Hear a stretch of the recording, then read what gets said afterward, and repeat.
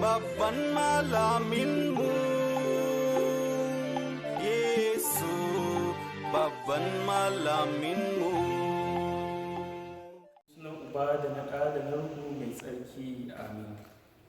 ‘Yan uwa kaunatattu a cikin Kristi, barkanku da warhaka a cikin wannan dandali na Yesu babban malaminmu. Yau ita ce Ladi na 26 a cikin shekarar Ikkilisiya. A yau muna so mu koya hali nagari wadda ya kamata muna yi. Wannan hali shine halin hakuri. Abinda karatu na yau yake koya mana da darasi kuma nasi yana ce mana mu yi yau kenan. Hakuri yadda aka saba faɗa ita ce maganin zaman duniya. Hakuri maganin zaman duniya ne domin mai hakuri yana iya bi da mutane ya yi su ɗanya tare da su a yadda ya dace.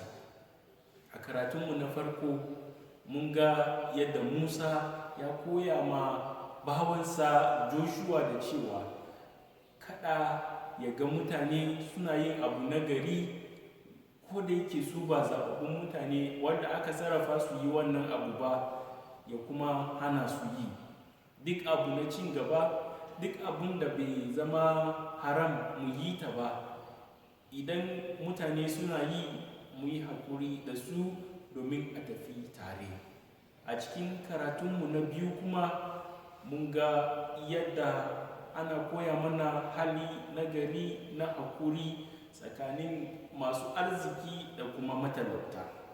Mai arziki a cikin rashin haƙurinsa zai yi hali wanda zai tsauta wa matalauta. A haka kuma zai rasa albarkan Ubangiji cikin rayuwarsa.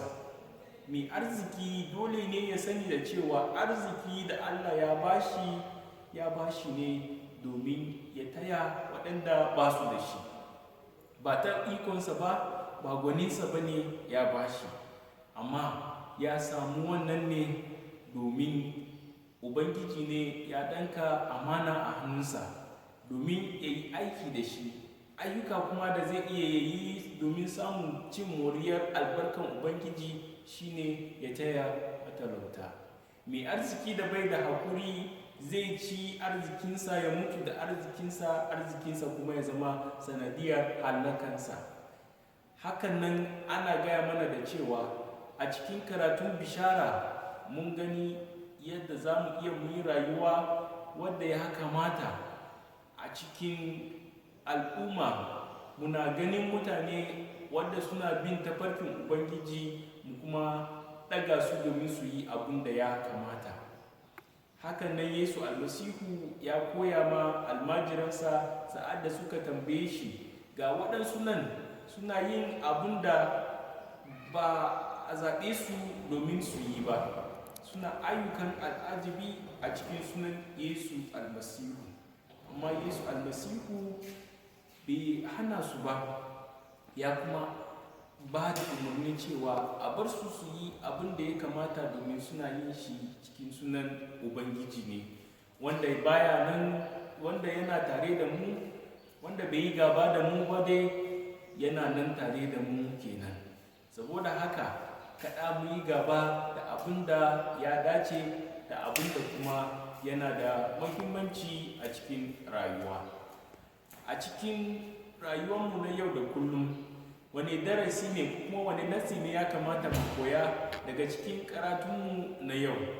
Na ɗaya shine muna ji mutane da halin tausayi, muna jin su domin mu ji dalili ko kuma damuwansu, mu san yadda za mu ɗauke shi a cikin zuciya domin mu biya bukatunsu. Abu na biyu shine sa'ad da mun ga mutane suna yin abu daban-daban, kada mu hukunta su, kada mu yi musu hukunci cikin ayyuka wadda za su yi. Wannan zai taimake mu yi rayuwa mai kyau. Kuma hakuri ita ce abun jagora wanda za ta jagorance mu cikin irin wannan hali.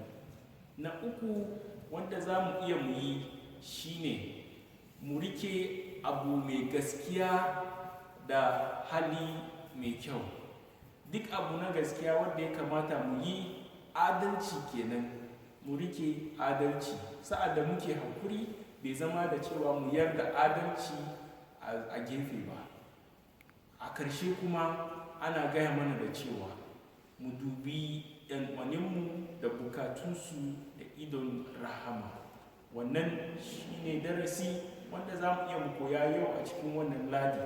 Bari Ubangiji ya samu dace, kalmansa kuma ta kafu a cikin zukatanmu. Mu yi addu'a. Allah Ubangiji, ka kafa kalmarka a cikin zukatanmu, ka kuma ba mu zarafi domin mu yi haƙuri da yanayin duniya. Bari ka ba mu wannan haƙuri yau da kullum, yadda za mu bi komai da komai mu a cikin rayuwa ya dace da nufinka. Mun yi wannan roƙo ta dalilin sunan Yesu Kristi Ubangijinmu. Allah kuma mai iko duka ya sa muku albarka cikin sunan Uba da na Ɗa da na Ruhu mai tsarki.